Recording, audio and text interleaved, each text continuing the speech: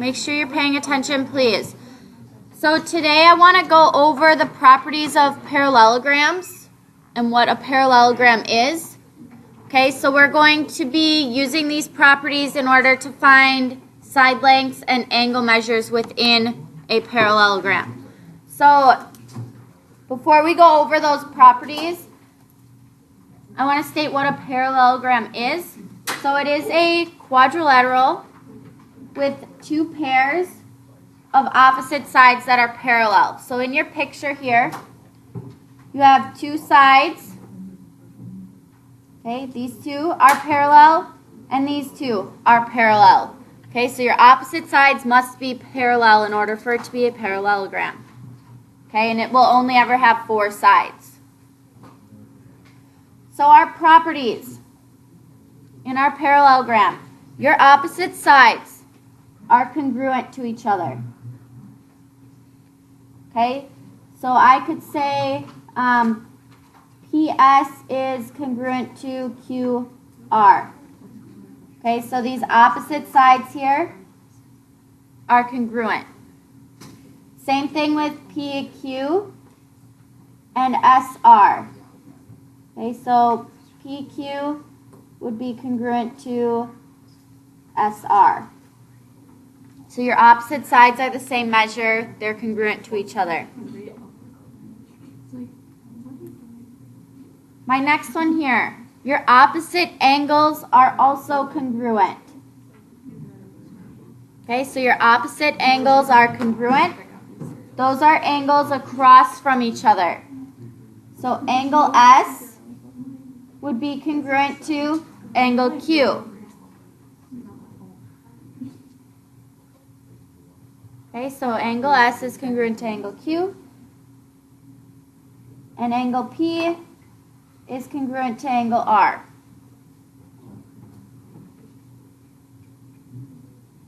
So your opposite angles are congruent.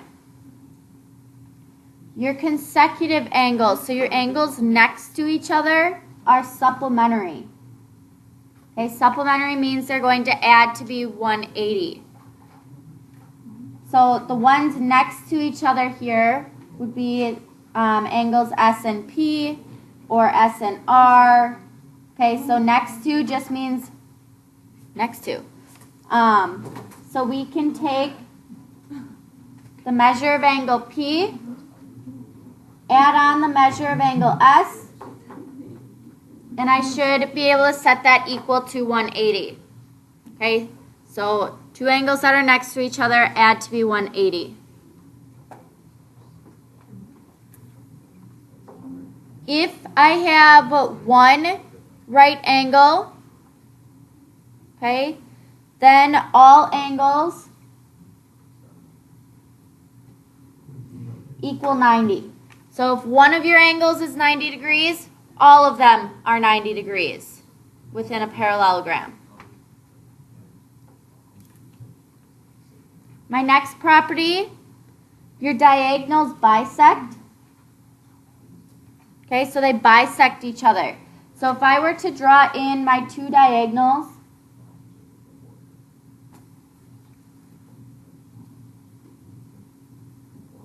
okay, they intersect at this point right here. Now if I call that point M,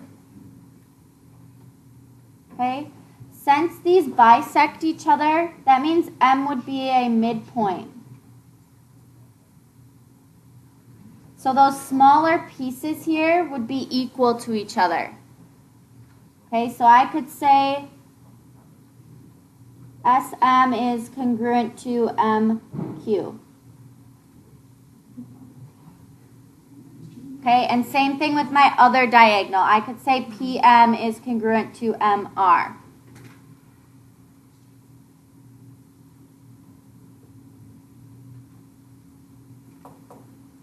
Okay, so that those two diagonals where they meet, it's at a midpoint, so they bisect each other. So those are congruent. Okay, last one. Diagonals will separate the parallelogram into two congruent triangles. Okay, so if you have this diagonal here, SQ, okay, that diagonal splits that into two congruent triangles. So if I have triangle SPQ, triangle SPQ would be congruent to triangle QRS.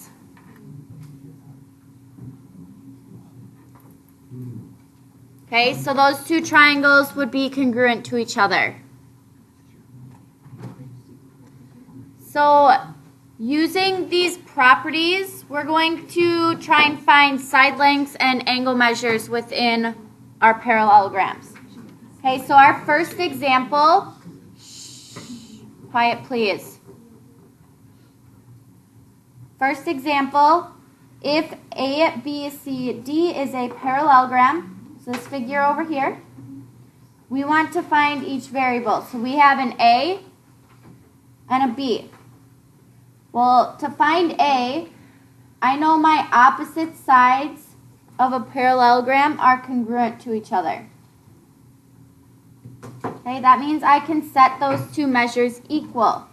So to find A, I'm going to say 2A is equal to 34. Divide both sides by 2. And A is equal to 17. Okay, then I want to find B. Now given my properties of parallelograms, I have these two angles. Opposite angles are congruent in a parallelogram. So I can set those two measures equal. So I have 8B is equal to 112. Divide both sides by 8. And B will be equal to 14.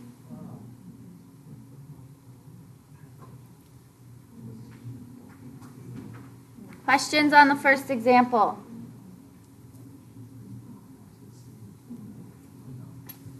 All right, then looking at our next section here, we're doing that same process.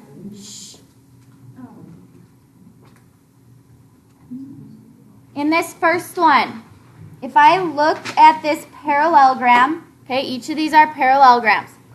If one of my angles is a right angle, what do I know about all the others? They're all right angles. Okay, so to solve for x, I can just set 3x equal to 90. Shh. Quiet, please. Divide both sides by 3, and x will be 30. Same thing with 4y here. So I can set 4y equal to 90. Divide both sides by 4.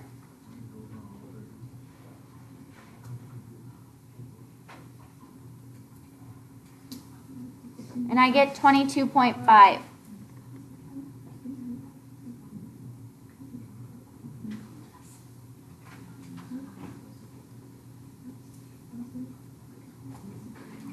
Okay, I want you guys to do 2 and 3. 2 and 3.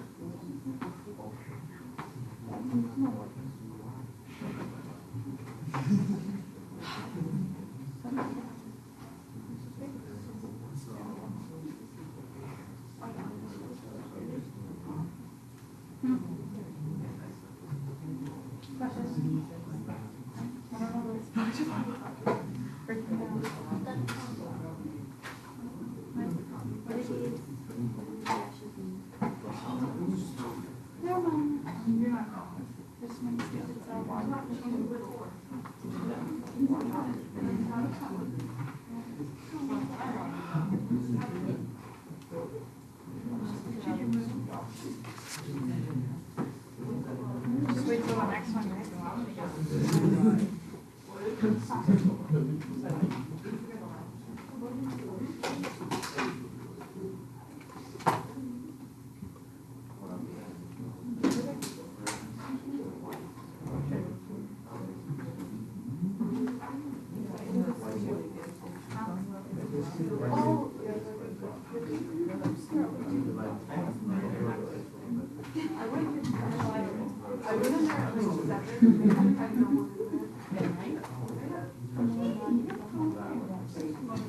My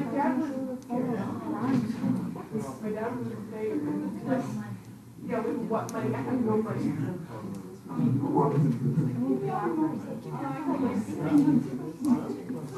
All right, I'm going to go through 2 and 3. So at number 2, since this angle right here is a right angle, that means this angle also has to be a right angle. So you'd set 6x equal to 90.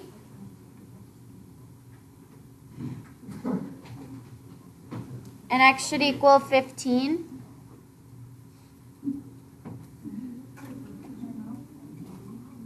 For y, your opposite sides are congruent. So again, you can set those two equal. So we have 8y equals 88. So y is 11. For number 3, these dash marks within each side mean they're all congruent to each other. So if one is 12, all of them have to be 12. So I can set 6x equal to 12 to get x is 2. And I can set 3y equal to 12. And y is 4.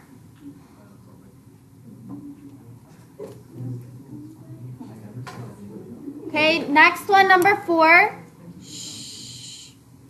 Number 4.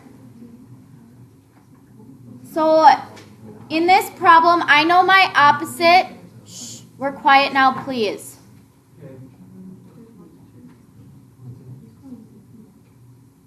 I know my opposite angles in a parallelogram are congruent, right? But these two have an x and a y, so I can't set those equal and try and solve for one of those variables. I also know my consecutive angles have to be supplementary, okay? So my angles that are next to each other here both contain an x, so I can add those together and set them equal to 180.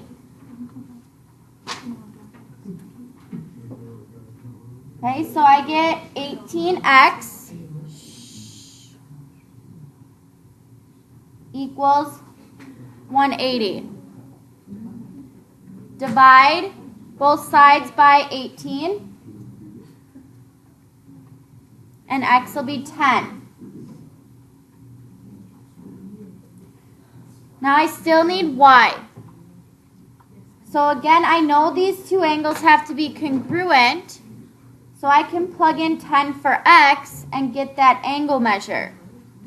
When I do that, that angle is 120 degrees.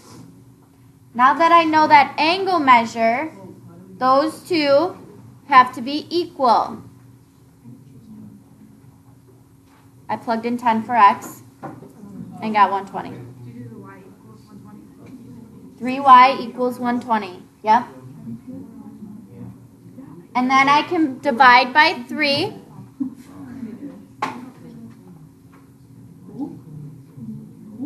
To get y is equal to 40. Okay, so you do need to remember that those consecutive angles, the ones next to each other, add to be 180. Can we skip to back? Go back. Go bonus. No. We're never going to do our homework. Oh, this is so easy. You will have time to do your homework. This is going to take 10 minutes. Yeah, so you tell her. You are out of here at 27 today. Yeah, so? Okay. This says wait, am I sorry? Fine. Okay, so we're supposed to class at 9:40. I gave you time yesterday to do an entire worksheet. I was busy yesterday. I was doing things. All right, so next page. I was getting my teeth broken. So number 5, we want to solve for x and y. Now again, my opposite angles here. Shh, quiet, please. Yes, Sheila. My opposite angles are supposed to be congruent, but they contain an x and a y. However, I do have this angle right here, right? I can figure out what that total angle measure is, can't I? Yeah. So I'll add those two together. So if I add 60 and 55, that's 115. Okay, so those two angles together is 115. Now I have this 2y or this 5x. I'll use x first. This 5x and this angle of 115 are the angles next to each other. So I can add those together and they should be 180.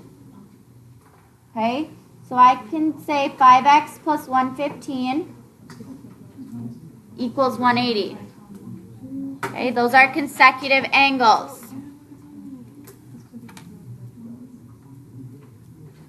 So I'll subtract.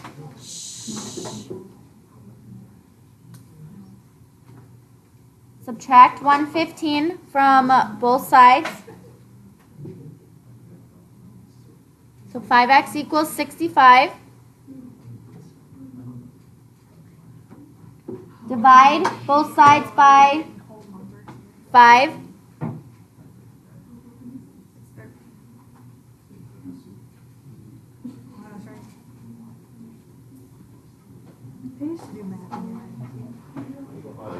Okay, now that I know x is 13, I still need to find 2y. Well, since x is 13, can't I plug it in right here? Okay, when I do that, that angle is 65.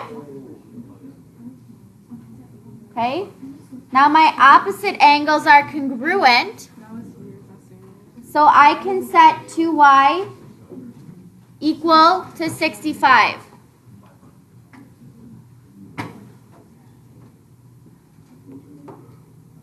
What did 65? Divide by 2. Wait, how is it 65? Your opposite angles in your parallelogram are congruent. So if this angle is 55, or 65, sorry, this angle is 65. Well, yeah, but x equals 13. Yeah? So I plugged 13 in for x Oh, okay. to get that entire angle. You got it? No, it's a good question. If you don't understand, you can ask. Any questions on number 5?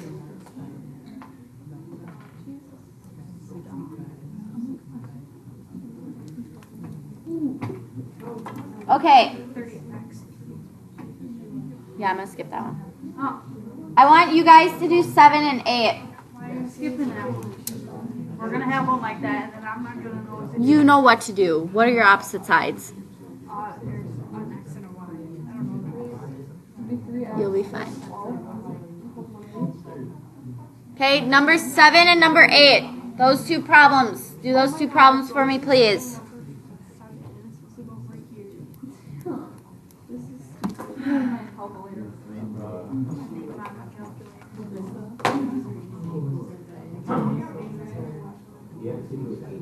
Okay, Oh, that's cool. That's cool. So it's 160.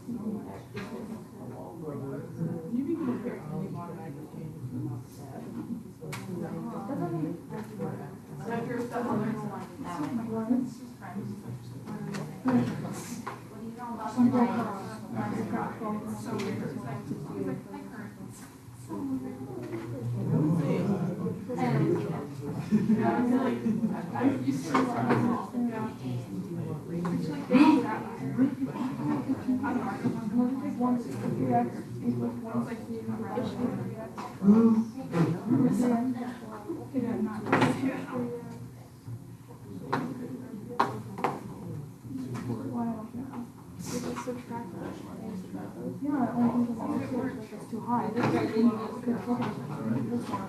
You should subtract you should subtract 15 from 180, that's not 65. This whole guy says equals 20. Oh, it's 1. I'm retarded, never mind. Yeah, what do you say? It's not nice to call yourself retarded, Cameron. I realized it was 15. What'd you think? 15. Oh, stupid. I can't today. I was like, oh, I'm gonna wear all my makeup yesterday, and I'm like, good thing I freaking did it, because I was drooling all over myself. I don't like when they take the impressions after you. That's what I did so bad, and I was like, that's when I was drooling.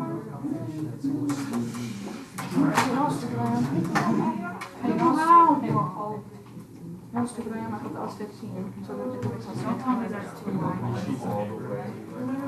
So I report. I feel like you're my friend. That's why.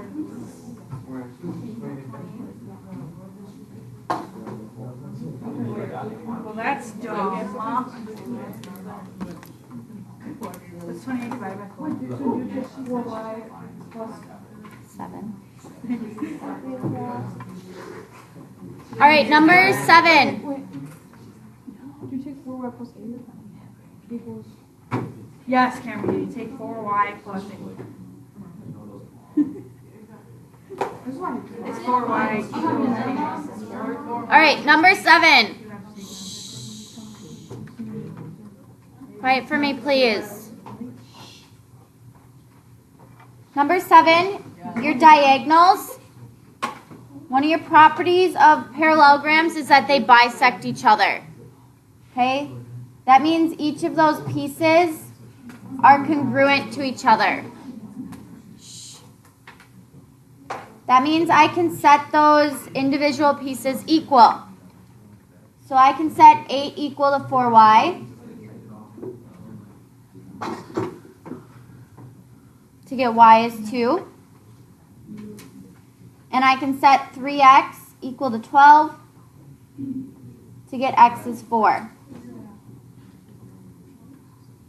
Okay, similar process in number 8. This piece right here is 28. Shh. Please stop talking. This piece right here is 28. The other piece of your diagonal is 2y. Diagonals bisect each other, so they are congruent to each other. So 2y would have to equal 28. So y would be 14. Now since 2y is congruent to this piece right here, this piece is also 2y. I found y. If that's 2y, this must be 28. So now that I know this is 28 and it's equal to this other piece right here, I can set 4x equal to 28. So x will be 7. Okay, so make sure you're remembering or looking back at those properties for your parallelograms. Okay? So diagonals bisect each other. I'm already confused looking at 9 and 10. That's okay. Don't tell me you're skipping them. I am skipping them. I'm not done yet. I don't think there's none on your homework that are like that. Then that's fine. Then I'm good. There are some like this though. That's why I want you to do these ones. All right, so at the bottom, we want to graph the parallelogram, then find the coordinates of the intersection of the diagonals. Again, what do we know about the diagonals in a parallelogram? The pieces are congruent, right? So if the pieces of a segment are congruent to each other, what is that point in the center? What is that point in the center called? The midpoint. So if I graph this parallelogram, I can find the midpoint between my two opposite vertices, and that would be your intersection of your diagonals.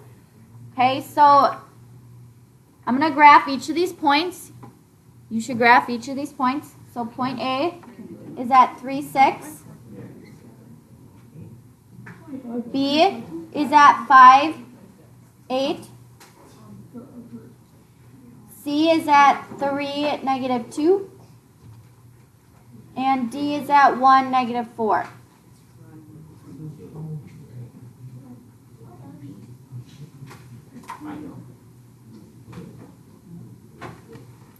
Okay, so here's your parallelogram. So my opposite vertices are either A and C or D and B.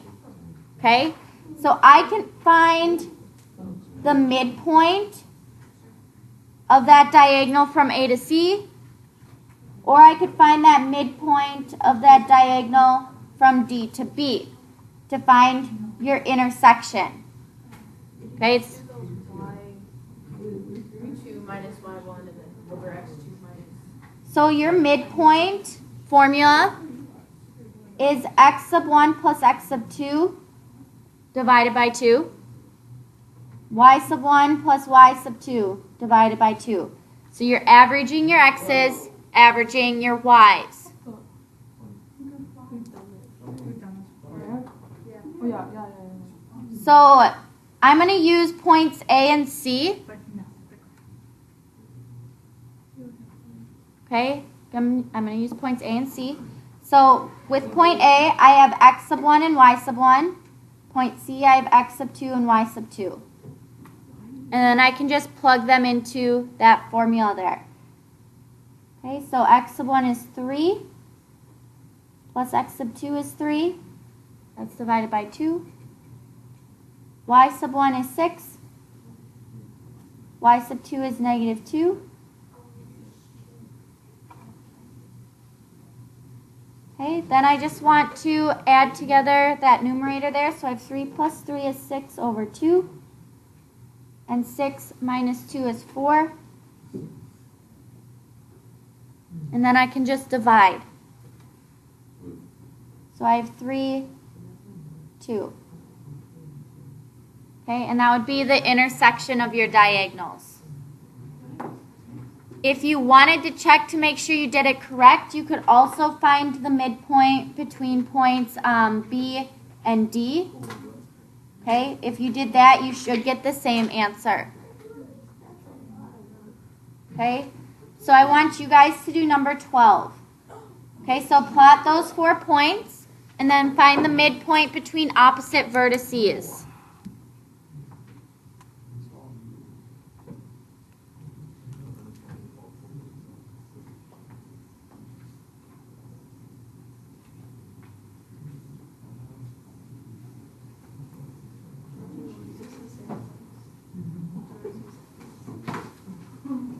You don't have to in these ones, yeah, it just depends where they fall. So since those are opposites, yeah.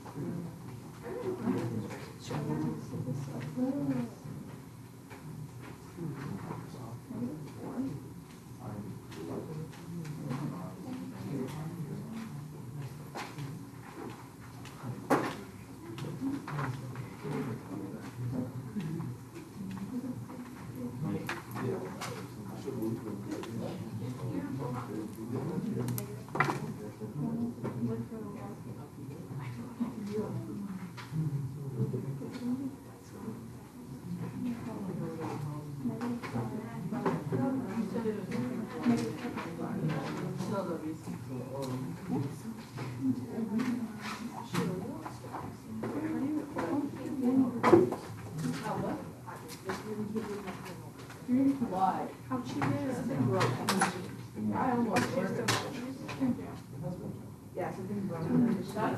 So if they can fix it. Okay, so I plotted my points for this parallelogram. Okay, then I want to find my midpoint of one of those diagonals. So again, I'm just going to use A and C since they are opposite. So I'll take -4 plus -1 over 2. Shh. Quiet now, please. And then 3 plus -2 over 2. Okay, so I have -5/2, and I have 1/2. So you can leave it in fractions like that, or if you put it into decimal form,